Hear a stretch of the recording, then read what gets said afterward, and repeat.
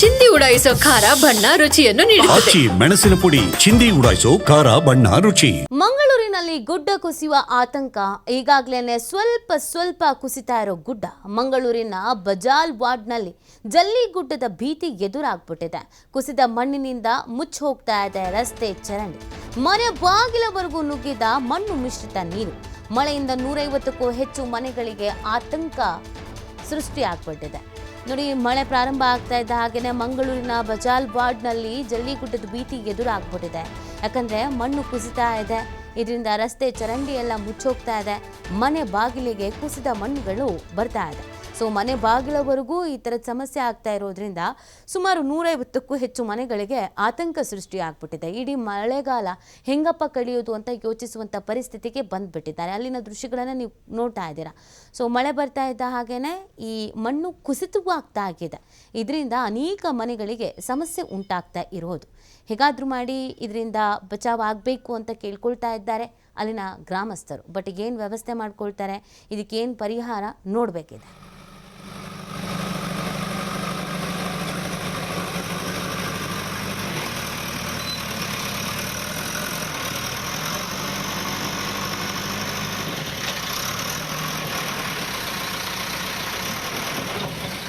ಇನ್ನು ಅಲ್ಲಿ ಯಾವ ಥರದ ಪರಿಸ್ಥಿತಿ ಇದೆ, ಅಲ್ಲಿನ ಗ್ರಾಮಸ್ಥರು ಏನು ಹೇಳ್ತಾರೆ, ಇದ್ರ ಬಗ್ಗೆ ನಮ್ಮ ಪ್ರತಿನಿಧಿ ಆದಿತ್ಯ ಅವರನ್ನೇ ಮಾತಾಡಿಸಿದ್ದಾರೆ. ನೋಡೋಣ ಬನ್ನಿ.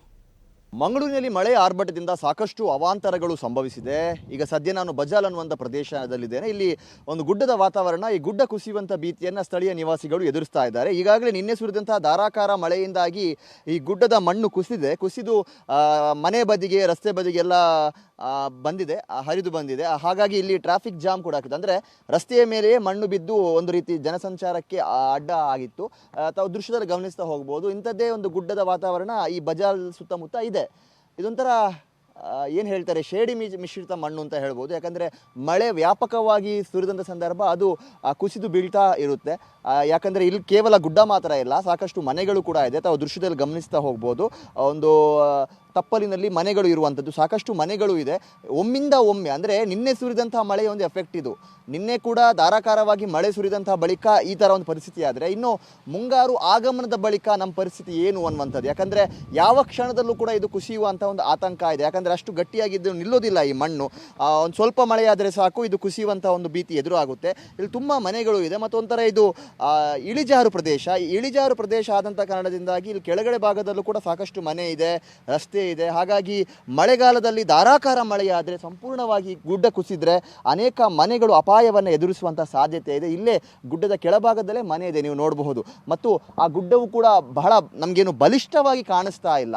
ಯಾವ ಕ್ಷಣದಲ್ಲಾದರೂ ಕುಸಿಬಹುದು ಅನ್ನುವಂಥ ಆತಂಕ ಇದೆ. ಯಾಕಂದರೆ ಆ ಮಣ್ಣಿನ ಗುಣಲಕ್ಷಣ ಆ ಥರ ಇದೆ. ಮುಂಚೆ ಈ ಥರ ವಾತಾವರಣ ಇತ್ತ ಅಂತ ಕೇಳಿದರೆ ಆ ಥರ ವಾತಾವರಣ ಇರಲಿಲ್ಲ. ಒಮ್ಮೆ ಅಗೆದ ಬಳಿಕ ಈ ಥರ ಪರಿಸ್ಥಿತಿ ನಿರ್ಮಾಣವಾಗಿದೆ. ಇಲ್ಲಿ ಯಾರೋ ಖಾಸಗಿಯವರು ಮಣ್ಣಿಗಾಗಿಯೋ ಅಥವಾ ಮನೆ ಕಟ್ಟೋದಕ್ಕೆ ಅಥವಾ ಕಮರ್ಷಿಯಲ್ ಕಾಂಪ್ಲೆಕ್ಸ್ಗಳನ್ನು ಕಟ್ಟೋದಕ್ಕೆ ಇಲ್ಲಿ ಲೆವೆಲ್ ಮಾಡಿದ್ದಾರೋ ಏನೋ ಗೊತ್ತಿಲ್ಲ. ಆದರೆ ಈ ಮಣ್ಣನ್ನು ಅಗೆದ ಬಳಿಕ ಈ ಸಮಸ್ಯೆ ಈಗ ಉಲ್ಬಣವಾಗಿದೆ. ಇದು ನಿನ್ನೆ ಸುರಿದಂಥ ಮಳೆ. ಅಂದರೆ ಇವತ್ತು ಸ್ವಲ್ಪ ಮಳೆರಾಯನ ಆರ್ಭಟಕ್ಕೆ ಬ್ರೇಕ್ ಇದೆ. ಮತ್ತೆ ಧಾರಾಕಾರ ಅಂದರೆ ಕಂಟಿನ್ಯೂಸ್ ಆಗಿ 2-3 ಗಂಟೆಗಳ ಕಾಲ ಮಳೆ ಆದರೆ ಮತ್ತೆ ಇದೇ ಪರಿಸ್ಥಿತಿ ನಿರ್ಮಾಣವಾಗುತ್ತೆ. ಯಾಕಂದರೆ ಆ ಮಣ್ಣಿನ ಲಕ್ಷಣ ಆ ಥರ ಇದೆ. ಇಲ್ಲಿ ನೋಡ್ಬೋದು ದೃಶ್ಯದಲ್ಲಿ, ಇದು ಮಣ್ಣು ಬಂದು ಕುಸಿದು ರಸ್ತೆಗೆ ಬಂದು ಬಿದ್ದಿರುವಂಥದ್ದು. ಇಲ್ಲಿ ರಸ್ತೆ ಕಂಪ್ಲೀಟಾಗಿ ಕೆಸರಿನಿಂದ ಆವೃತವಾಗಿತ್ತು. ವಾಹನ ಸಂಚಾರ, ಜನಸಂಚಾರಕ್ಕೆ ಕೂಡ ತೊಂದರೆ ಆಗಿತ್ತು. ಯಾಕಂದರೆ ಇದು ಪ್ರಮುಖ ರಸ್ತೆ, ಇಲ್ಲಿ ಮಂಗಳೂರಿಗೆ ಸಂಪರ್ಕ ಕಲ್ಪಿಸುವಂಥ ರಸ್ತೆ ಇದು. ಇಲ್ಲಿ ಬಸ್ ಓಡಾಡುತ್ತೆ, ಬೇರೆ ಬೇರೆ ವಾಹನಗಳು ಕೂಡ ಇಲ್ಲಿ ಓಡಾಡುವಂಥದ್ದನ್ನು ನಾವು ನೋಡಬಹುದು. ಹಾಗಾಗಿ ನಿನ್ನೆ ಸುರಿದಂಥ ಮಳೆಯಿಂದಾಗಿ ರಸ್ತೆ ಕಂಪ್ಲೀಟಾಗಿ ಮಣ್ಣು ಆವರಿಸಿತ್ತು. ಮಣ್ಣನ್ನು ಈಗ JCBಯಿಂದ ತುರ್ತಾಗಿ ತೆರವು ಮಾಡುವಂಥ ಕೆಲಸ ಕಾರ್ಯಗಳು ಕೂಡ ನಡೀತಾ ಇದೆ. ಜನಸಂಚಾರಕ್ಕೆ ಭಾಳ ತೊಂದರೆ ಆಗ್ತಾ ಇದೆ. ಜನರು ಪರದಾಡ್ತಾ ಇದ್ದಾರೆ ರಸ್ತೆಯಲ್ಲಿ ಓಡಾಡೋದಕ್ಕೆ. ಪ್ರತಿ ಮಳೆಗಾಲದಲ್ಲೂ ಇದೇ ಪರಿಸ್ಥಿತಿನ ಅಥವಾ ಏನು, ಈ ಬಗ್ಗೆ ಮಾತನಾಡೋದಕ್ಕೆ ನಮ್ಮೊಂದಿಗೆ ಸ್ಥಳೀಯರಿದ್ದಾರೆ. ಅವ್ರ ಹತ್ರ ಮಾತಾಡ್ತಾ ಹೋಗ್ತೀನಿ. ಸರ್, ಏನು ಯಾಕೆ ಈ ಥರ ಆಯಿತು? ಯಾರು ಆಗಿದ್ರು ಗುಡ್ಡವನ್ನು?